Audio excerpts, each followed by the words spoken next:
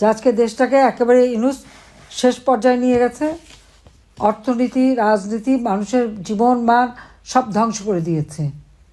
কাজে আমার একটাই কথা, এই সেনা কর্মকর্তা তাদের বিচার এই আইসিটিতে হতে পারে না, এটা বন্ধ করতে হবে। আওয়ামী লীগের সকল নেতা কর্মীর বিরুদ্ধে মামলা প্রত্যাহার করতে হবে, সবাই কারাগারে যারা মুক্তি দিতে হবে। বাংলাদেশের গণতন্ত্রকে আবার আমাদের পুনরুদ্ধার করতে হবে।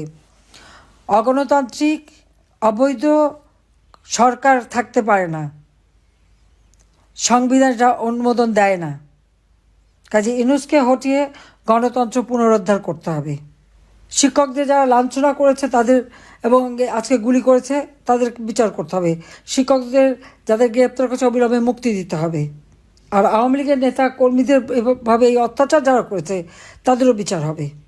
কাজে সকলকেই আমাদের 13 তারিখের যে কর্মসূচি সেটা সফল করতে হবে, লকডাউন কর্মসূচি, এবং সাথে ইউনূসকে পদত্যাগ করতে বাধ্য করতে হবে এবং তার হাত থেকে দেশকে রক্ষা করতে হবে।